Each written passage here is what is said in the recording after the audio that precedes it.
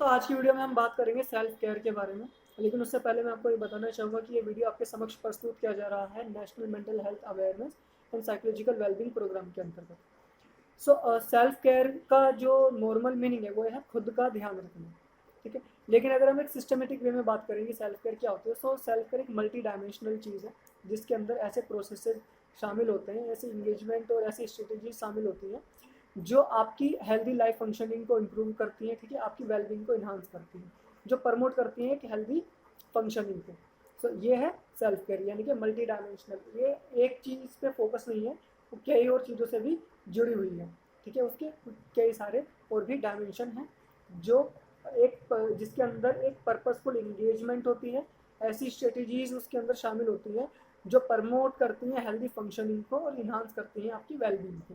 ठीक है, ये जो टर्म है ये क्या है, एक ऐसे एफर्ट्स को डिस्क्राइब करता है जो इंसान अपनी फिजिकल हेल्थ, मेंटल हेल्थ और इमोशनल हेल्थ को प्रमोट करने के लिए करता है। ठीक है, ऐसे एक्ट्स में शामिल हो जाते हैं जिसके through physical health, mental health और इमोशनल हेल्थ इन्हांस हो रही है। ये होती है सेल्फ केयर, जिसमें इंसान अपना ध्यान रखता है। सेल्फ केयर के अंदर ये चीज़ भी शामिल हो सकती है कि आप सही से नींद ले रहे हैं या नहीं, आप पर्याप्त नींद ले रहे हैं या नहीं ले रहे हैं। ये भी हो सकता है कि मैं कुछ देर के लिए बाहर जाऊं एक ताज़ी हवा लेने के लिए, ये भी सेल्फ केयर का ही एक हिस्सा है। कुछ लोग क्या है, अनफॉर्चुनेटली सेल्फ केयर को क्या है एक लग्जरी के तौर पे देखते हैं, ना कि प्रायोरिटी के तौर पे। ये एक अनफॉर्चुनेट चीज़ है, लेकिन सेल्फ केयर क्या है, एक प्रायोरिटी होनी चाहिए इंसान की। तो जिन जिन लोगों की सेल्फ केयर कम, जो खुद की सेल्फ केयर नहीं करते ज़्यादा, क्या वो थके होते हैं ज़्यादातर समय, वो ज़्यादातर समय थके थके हो सकते हैं, और जो लाइफ के जो चैलेंजेस हैं, लाइफ के जो इनविटेबल चैलेंजेस हैं उनको क्या है सही तरीके से हो सकता है डील नहीं कर पाते, जिनकी सेल्फ केयर कम होती है। दोस्तों, ये था सेल्फ केयर के बारे में कि सेल्फ केयर क्या होती है, खुद का ध्यान रखना क्या होता है। ठीक है, एक मल्टी डायमेंशनल चीज़ है। हम बात करेंगे टाइप्स ऑफ सेल्फ केयर की। टाइप्स ऑफ सेल्फ केयर हो सकता है आपको मैं अगली वीडियो में बताऊं, ये वीडियो हो सकता है मैं 2 पार्ट्स में अपलोड करूं। यहाँ पे हो सकता है वीडियो एंड हो जाए। अगर यहाँ पे वीडियो एंड हो गई है तो आप अपना बताएं कि आप 100 में से खुद का ध्यान कितना रखते हैं, नीचे कमेंट्स में। ठीक है दोस्तों, चलिए अब हम बात करते हैं टाइप्स ऑफ सेल्फ केयर की, यानी कि सेल्फ केयर कितने प्रकार की होती है, सेल्फ केयर के कितने डायमेंशंस हैं। सेल्फ केयर के जो 5 डायमेंशंस को हम यहाँ पे कंसिडर करेंगे। सबसे पहला आपकी फिजिकल हेल्थ, यानी कि शारीरिक हेल्थ। दूसरा है आपकी सोशल हेल्थ, यानी कि सोशल सेल्फ केयर। ठीक है, मेंटल हेल्थ, स्पिरिचुअल हेल्थ और इमोशनल हेल्थ। यानी कि 5 डायमेंशन आ गए अब यहाँ पे। फिजिकली खुद का ध्यान रखना, ठीक है, सोशली खुद का ध्यान रखना, मेंटली खुद का ध्यान रखना, चौथा स्पिरिचुअली खुद का ध्यान रखना, और पांचवा इमोशनली अपना ध्यान रखना। यानी कि शारीरिक तौर से, सामाजिक तौर से, मानसिक तौर से, स्पिरिचुअल यानी कि आध्यात्मिक तौर से, इमोशनल यानी कि भावनात्मक रूप से खुद का ध्यान रखना। ये चीज़ें इसके अंदर शामिल हो जाती हैं। हम पांचों पे एक एक करके बात करेंगे कि आप किस तरीके से अपनी physical health, social physical self care, social self care, mental self care, spiritual self care और इमोशनल सेल्फ केयर को कंसिडर कर सकते हैं। सबसे पहले हम बात करते हैं दोस्तों फिजिकल सेल्फ केयर के बारे में, यानी कि शारीरिक सेल्फ केयर के बारे में, खुद का ध्यान रखने के बारे में। आपको पता है कि अगर आप फिजिकली रन भी करना चाहते हैं तो आपको शारीरिक ताकत की ज़रूरत होती है, आपको चलने के लिए अपनी बॉडी की ज़रूरत है। ये बात अपने मन में रखें कि एक आपके माइंड के बीच में और आपकी बॉडी के बीच में एक स्ट्रॉन्ग कनेक्शन होता है। जब आप जब आप फिजिकली खुद का ध्यान रख रहे हैं तो आपका जो माइंड है वो ऑटोमेटिकली पॉजिटिव फील करेगा। ठीक है, यानी कि आप अपने माइंड का भी ध्यान रख रहे हैं अगर आप फिजिकली खुद का ध्यान रख रहे हैं। Physical health and mental health they are related. ठीक है, mental health and physical health दोनों एक दूसरे से जुड़ी हुई होती हैं। अब आप अपने बॉडी का ध्यान रख रहे हैं, इसका मतलब अपने मन का भी ध्यान रख रहे हैं। फिजिकल सेल्फ केयर के अंदर क्या किया जाता है कि आप कैसे खा रहे हैं, आप अपनी बॉडी को कितना फ्यूल दे रहे हैं, कितनी एनर्जी दे रहे हैं, कितनी नींद आप ले रहे हैं, कितनी फिजिकल एक्टिविटी आप करते हैं, आप कितने तरीके से अपनी फिजिकल नीड्स का ध्यान रख रहे हैं, आप कितना नहा रहे हैं, आप हेल्थ केयर अपॉइंटमेंट्स कितनी ले रहे हैं, कि आपकी जो मेडिसिन जो आपको प्रिस्क्राइब दी गई है वो आप सही टाइम से ले रहे हैं या नहीं ले रहे हैं। ठीक है, ये सब चीज़ें फिजिकल सेल्फ केयर के अंदर आ जाती है। ठीक है, तो बात जब फिजिकल सेल्फ केयर की जा रही है, आप अपने आप से कुछ सवाल पूछ सकते हैं। सबसे पहला सवाल ये है कि क्या मैं पर्याप्त नींद ले रहा हूँ। एक पर्याप्त नींद मानी जाती है 7 से 8 घंटे की। क्या मैं सही तरीके से सो पा रहा हूँ। ठीक है, क्या मैं सही तरीके से खा पा रहा हूँ। क्या मैं उतना चार्ज दे रहा हूँ अपनी बॉडी को, अपनी हेल्थ के लिए जितनी ज़रूरत है। क्या मैं पर्याप्त एक्सरसाइज कर रहा हूँ। ये कुछ सवाल हैं जो आप अपने आप से पूछ सकते हैं। क्या मैं समय पे सो रहा हूँ, क्या मैं समय पे उठ रहा हूँ, क्या मेरी ये फंक्शनिंग सही से चल रही है या नहीं चल रही है। ये कुछ सवाल आप अपने आप से पूछ सकते हैं फिजिकल सेल्फ केयर के डोमेन के अंदर।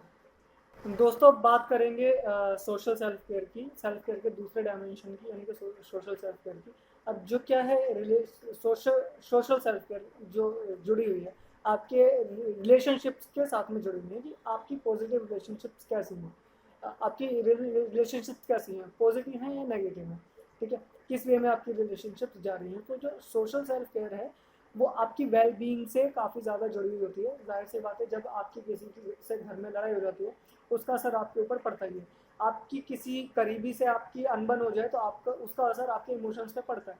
आप स्ट्रेस में चले जाते हैं, इरिटेबिलिटी आ जाती है थोड़े टाइम के लिए, जब तक वो लड़ाई वगैरह जाती है। सो सोशलाइजेशन क्या है, एक की है सेल्फ केयर के लिए। सो अपने दोस्तों के लिए जो है टाइम निकालना कभी कभार बहुत मुश्किल हो जाता है, खासतौर से इस बिजी लाइफ के अंदर। ये चीज़ मैं भी अपनी पर्सनल लाइफ में फेस करता हूँ कि दोस्तों के लिए टाइम नहीं मिल पा रहा, या तो दोस्तों को टाइम नहीं मिल पा रहा हमारे लिए, या हमें टाइम नहीं मिल पा रहा दोस्तों के लिए। लेकिन फिर भी हम जो है रिलेशनशिप्स को एकदम नेगलेक्ट नहीं कर सकते इस सुपर बिजी लाइफ में, अल्ट्रा सुपर बिजी लाइफ के अंदर रिलेशनशिप्स को जो है बिल्कुल नेगलेक्ट नहीं कर सकते कि उनके ऊपर ध्यान ही ना दें, क्योंकि रिलेशनशिप्स आपकी वेल बीइंग से काफ़ी ज़्यादा जुड़ी हुई होती है और वो इफेक्ट करती है उसको। सो क्लोज कनेक्शंस काफ़ी इंपॉर्टेंट होते हैं अपनी हमारी बेहतर वेल बीइंग के लिए। तो बेस्ट वे जो है रिलेशनशिप को कल्टीवेट करने के लिए और मेंटेन करने के लिए क्लोज रिलेशनशिप को, कि हम उसको अपने रिलेशनशिप को टाइम दें और एनर्जी दें। ठीक है, अपनी बिल्डिंग को, अपनी रिलेशनशिप को बिल्ड करने के लिए टाइम और एनर्जी हम दें उसके अंदर। आप अपना कुछ वक्त डिसाइड कर सकते हैं कि मैं कितना टाइम दोस्तों को दूंगा, कितना टाइम मैं फैमिली को दूंगा, कितना। ठीक है, तो रिलेशनशिप्स पे वर्क करने के लिए कुछ टाइम आप डिसाइड कर सकते हैं कि आधा घंटा, 15 मिनट, 20 मिनट या 5 मिनट मैं किसको दूंगा अपनी रिलेशनशिप में, कैसे मेरे को बेटर परफॉर्म करना है। ठीक है, सो आप अपनी सोशल सेल्फ केयर को कंसिडर करने के लिए कुछ क्वेश्चंस पूछ सकते हैं अपने आप से, जिसमें कि यह है कि आप कितना समय अपने दोस्तों से आमने सामने बैठकर बातचीत करते हैं। एक तो जो आपने फ़ोन पर की, एक जो सोशल मीडिया पर चैट करके कि व्हाट्सअप वगैरह के थ्रू, लेकिन यहाँ पे आपको वो टाइम कंसिडर करना है फेस टू फेस वाला, कि क्या आप इनफ टाइम लेते हैं फेस टू फेस दोस्तों से बात करने के लिए, या घर में अपने अपने जो है घर में अपने लोगों से बात करने के लिए। फिर दूसरा जो आप क्वेश्चन कर सकते हैं अपने आप से कि आप क्या कर रहे हैं, आप खुद क्या कर रहे हैं अपनी रिलेशनशिप्स को बेहतर बनाने के लिए, अपने रिलेशनशिप को नर्चर करने के लिए। रिलेशनशिप्स में फ्रेंड्स एंड फैमिली दोनों शामिल हैं। ठीक है, सो अब हम बात करेंगे सेल्फ केयर के तीसरे डायमेंशन की, यानी कि मेंटल सेल्फ केयर की। अब इसमें क्या आ जाता है, मेंटल सेल्फ केयर आपके माइंड से जुड़ी हुई है कि आप किस तरीके से मानसिक रूप से स्वस्थ हैं मन से। अब इसमें माइंड को शार्प करना शामिल है, माइंड को शार्प करना, जैसे कि पजल्स को सॉल्व करना, किसी चीज़ के बारे में कुछ नया सीखना, किसी सब्जेक्ट को लर्न करना जो आपको फैसिनेट करता है, कोई लैंग्वेज सीखना, कोई किताब पढ़ना, या कोई मूवी देखना, कोई ऐसी मूवी देखना जो आपको इंस्पायर करती है, एनर्जाइज कर देती है। ये सब मेंटल सेल्फ केयर के अंदर आ जाता है। मेंटल सेल्फ केयर के अंदर वो सारी चीज़ें शामिल हो जाती हैं जो आपको मेंटली हेल्दी रखने में एक भूमिका अदा करती हैं। ठीक है, सो आप अपने आप से कुछ सवाल पूछ सकते हैं, आप कुछ चीज़ें कंसिडर कर सकते हैं अपनी मेंटल सेल्फ केयर के लिए, जिसमें सबसे पहला ये है कि क्या आप इनफ टाइम, क्या आप पर्याप्त समय ले रहे हैं उन एक्टिविटीज़ के लिए, उन क्रियाकलापों के लिए जो मेंटली आपको स्टिमुलेट करती हैं। दूसरी चीज़ जो आप इसमें कंसिडर कर सकते हैं कि क्या आप प्रॉपर टाइम ले रहे हैं उन चीज़ों को करने के लिए जो मेंटली हेल्दी लेने के लिए ज़रूरी है, मेंटली हेल्दी रहने के लिए ज़रूरी है। ठीक है, सो अब बात करते हैं हमारे फोर्थ डायमेंशन की, जो है spiritual self care. Spiritual self care का मतलब ये होता है कि आपका कनेक्शन कैसा है ईश्वर के साथ में, कि आप पूजा प्रार्थना वगैरह कैसे करते हैं। अब जैसा कि नाम पे हम एक फोकस कर सकते हैं, स्पिरिचुअलिटी। स्पिरिचुअलिटी यानी कि स्पिरिट मीन्स आत्मा, यानी कि आप आत्मा से अपना कितना जुड़े हुए हैं। वो ये चीज़ें जो प्रार्थना वगैरह करते हैं, जो प्रेयर्स करते हैं, चाहे वो नमाज हो या पूजा हो या कोई और तरीका हो प्रेयर करने का, सो उसके अंदर आप देखेंगे एक स्पिरिचुअल कनेक्शन बिल्ड होता है between you, your mind and your spirit, and between you and God. So एक स्पिरिचुअल कनेक्शन होना आपका ईश्वर के साथ में, ये एक कंसिडर किया जाता है हेल्थियर लाइफस्टाइल के अंदर। और रिसर्च में भी दिखाया गया है, जो लोग पूजा अर्चना करते हैं एक बेहतर वे में, बहुत ज़्यादा पूजा करना भी ना एक डिसऑर्डर के अंदर आता है, तो उसको हम कंसिडर नहीं करेंगे, फोकस करते हैं हम यहाँ पे। सो स्पिरिचुअलिटी हैप्पीनेस से जुड़ी होती है, वेलबींग से जुड़ी हुई होती है। अब कुछ लोग क्या हो सकते हैं यहाँ पे, ऐसे जो वीडियो देख रहे हैं वो ऐसे भी हो सकते हैं जो ईश्वर में बिलीव नहीं करते, मतलब कि नहीं ईश्वर वगैरह कुछ नहीं होता, we are just humans, so why are you talking about God. So उन वो लोगों के लिए जो ये बात है कि ज़रूरी नहीं है कि पूजा अर्चना करना ही स्पिरिचुअलिटी में आता है। स्पिरिचुअलिटी में पूजा अर्चना करना भी आता है, ठीक है, प्रे करना भी आता है, और अपनी स्पिरिट को नर्चरिंग करना भी आता है अवे फ्रॉम गॉड, मतलब ईश्वर से थोड़ा हटकर अगर आप देखना चाहें। तो ज़रूरी नहीं है कि स्पिरिचुअलिटी के अंदर आप रिलीजन को डालें ही डालें, रिलीजन को आप इसमें रख भी सकते हैं, नहीं भी रख सकते, ठीक है, स्पिरिचुअलिटी के अंदर। अब आप क्या कर सकते हैं फिर स्पिरिचुअलिटी को करने के लिए, एक एक ऐसा deeper sense of meaning develop करना, एक अंडरस्टैंडिंग डेवलप करना अपने लिए और यूनिवर्स के लिए, कि ये मैं हूँ, ये मेरा यूनिवर्स है, मैं इसके साथ में कैसे जुड़ा हूँ, यानी कि this is the word and it's me and how I am connected with this universe. So it doesn't involve religious things as well, it doesn't involve religious things, religious practices ज़रूरी नहीं है इसके अंदर वो आए। तो जाहिर सी बात है, जो भी कुछ हो, तो ये जो स्पिरिचुअल सेल्फ केयर है वो इम्पोर्टेंट है आपके लिए, आपकी सेल्फ केयर के लिए। इसको करने के लिए आप मेडिटेशन कर सकते हैं, कुछ रिलैक्सेशन एक्सरसाइज कर सकते हैं, ब्रीथिंग एक्सरसाइज कर सकते हैं, अपने अंदर झांकने के लिए आप इन चीज़ों को फॉलो कर सकते हैं, ठीक है। तो ज़रूरी नहीं है कि आप पूजा नमाज वगैरह ही पढ़ें, अगर पढ़ते हैं वो अच्छी बात है, अगर आप पूजा करते हैं प्रे करते हैं ईश्वर से, अच्छी बात है, नहीं करते हैं तो भी वो आपकी चॉइस है, आप करें या ना करें। तो आप कुछ चीज़ों को कंसिडर कर सकते हैं स्पिरिचुअल लाइफ के लिए, अपने आप से एक जो है यहाँ पे आप सवाल कर सकते हैं कि मेरी लाइफ का अनुभव क्या है। ये सवाल आप अपने आप से पूछ सकते हैं कि उन सवालों को तलब करें अपने आप से कि मेरी ज़िंदगी का मकसद क्या है और मेरी लाइफ का अनुभव क्या है, कि मैं किस लिए हूँ इस दुनिया में, या मेरा क्या वजूद है, मेरा क्या रोल है। इस तरह के कुछ सवाल आप पूछ सकते हैं एक मीनिंग सर्च करने के लिए। इसके अलावा जो दूसरी चीज़ आप अपने आप से पूछ सकते हैं वो ये है कि क्या मैं उन स्पिरिचुअल प्रैक्टिसेस में जा रहा हूँ जो मेरी स्पिरिचुअल सेल्फ केयर के लिए ज़रूरी है, क्या मैं उनमें इंगेज करता हूँ या नहीं करता हूँ।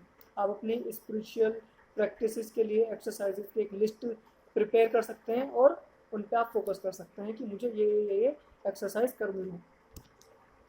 तो अब हम बात करेंगे पांचवें डायमेंशन की, यानी कि इमोशनल सेल्फ केयर की, भावनात्मक रूप से खुद का ध्यान रखना। अब इमोशंस आपको पता है they affect your life. Emotions आपकी लाइफ पे असर डालते हैं, अगर आप नेगेटिव फील कर रहे हैं तो नेगेटिव वे में जाएंगे, अगर आप पॉजिटिव फील कर रहे हैं तो पॉजिटिव वे में जाएंगे। एक उदाहरण ले लें, दो इमोशंस ले लें यहाँ पे, हैप्पीनेस एंड सैडनेस। अगर आप हैप्पी होते हैं तो मदद करते हैं लोगों की, अगर आप उदास रहते हैं तो लोगों से दूर रहना शुरू करते हैं। हो सकता है आपके अंदर चिड़चिड़ापन है और हो सकता है आप लोगों पे गुस्सा करते हैं जब आप उदास हैं। सो इमोशनल सेल्फ केयर इसलिए ज़्यादा ज़रूरी है ताकि आप बेहतर फंक्शनिंग कर रहे हैं अपनी लाइफ में, ठीक है। सो ऐसी स्किल्स आपके अंदर होनी चाहिए कि आप अनकंफर्टेबल इमोशंस के साथ में डील कर पाएँ, जैसे कि एंग्जाइटी होना, घबराहट होना, उदासी महसूस होना, गुस्सा आना। ये अनकंफर्टेबल इमोशंस यानी कि नेगेटिव इमोशंस की कैटेगरी में आ जाता है। सो इमोशनल सेल्फ केयर के अंदर क्या आता है, इमोशनल सेल्फ केयर के अंदर वो एक्टिविटीज़ आ जाती हैं जिससे आप अपने नेगेटिव इमोशंस को रेगुलेट कर पाएँ, उनको मैनेज कर पाएँ। इमोशनल सेल्फ केयर के अंदर वो एक्सरसाइजेज, वो चीज़ें आ जाती हैं जिससे आप एक्नोलेज कर पाते हैं अपने इमोशंस को, यानी कि आप अपने इमोशंस को पहचान कर पाते हैं कि अब मेरी फीलिंग्स क्या चल रही हैं, अब मैं क्या फील कर रहा हूँ, अब मेरी भावनाएं कैसे चल रही हैं, मेरे को अपनी भावनाओं को किस तरह से एक्सप्रेस करना है रेगुलर रेगुलर एक और एक सेफ वे में दूसरे वाले व्यक्ति के सामने। अगर मेरे को गुस्सा भी दिखाना है तो किस तरह से दिखाना है। तो आप अपने इमोशंस को पहचान कर सही तरीके से, अपने नेगेटिव इमोशंस को भी पहचान कर सही तरीके से सामने वाले के सामने रख रहे हैं, ये आ जाता है इमोशनल सेल्फ केयर के अंदर। यानी कि आपको गुस्सा आया, फिर आपने सारी चीज़ें तोड़ फोड़ दी, सो ये एक नेगेटिव इमोशनल सेल्फ केयर है, यानी कि आप इमोशनली हेल्दी नहीं है। यहाँ पे गुस्सा आया, सब कुछ तोड़ फोड़ दिया, सो आप अपने इमोशंस को रेगुलेट नहीं कर पा रहे हैं यहाँ पे, अगर ऐसा होता है, या आपने खुद को ही नुकसान पहुंचा लिया गुस्से में आके। सो इमोशनल सेल्फ केयर के अंदर यही आता है कि अगर मेरे को गुस्सा आ रहा है तो how should I regulate it, अगर मेरे को उदासी हो रही है तो how should I regulate it, मैं उसको कैसे मैनेज करूँ। अगर मुझे घबराहट हो रही है, how should I regulate it. अगर मुझे भीड़ में रोना भी आ रहा है तो मैं खुद को कैसे रेगुलेट करूँ। बहुत से लोग होते हैं जो आसानी से रो जाते हैं। सो इन चीज़ों को कैसे सेफली रेगुलेट करना है, ये आ जाता है इमोशनल सेल्फ केयर के अंदर। सो इमोशनल सेल्फ केयर की स्ट्रेटजीज़ को आप देखने के लिए कि मैं इमोशनली अपने आप को सही फिट रख पा रहा हूँ या नहीं रख पा रहा हूँ, आप अपने आप से कुछ सवाल पूछ सकते हैं, कुछ चीज़ों को कंसिडर कर सकते हैं, जिसमें पहले है कि क्या मेरे पास में ऐसे हेल्दी तरीके हैं अपने इमोशंस को प्रोसेस करने के लिए, क्या मेरे पास में हेल्दी स्वास्थ्यवर्धक तरीके हैं अपने इमोशंस को प्रोसेस करने के लिए, उनको एक्सप्रेस करने के लिए। ये चीज़ आप यहाँ पे कंसिडर कर सकते हैं। क्या मैं उन एक्टिविटीज़ में पार्टिसिपेट करता हूँ जो मुझे हैप्पी फील कराती हैं, जो मुझे रिचार्ज फील कराती हैं। तो दोस्तों ये थी वीडियो पूरी, सेल्फ केयर क्या होती है और सेल्फ केयर के 5 डायमेंशंस, और आप अपने आप से क्या चीज़ें पूछ सकते हैं ये देखने के लिए कि क्या मैं सही तरीके से अपनी सेल्फ केयर कर रहा हूँ या नहीं कर रहा हूँ। तो ये चीज़ें शामिल होती हैं सेल्फ केयर के अंदर। आई होप कि ये वीडियो आपको अच्छा लगा हो और पसंद आया हो, और ये जो है वीडियो अपने दोस्तों के साथ शेयर करना ना भूलें जिनको इसकी ज़रूरत है।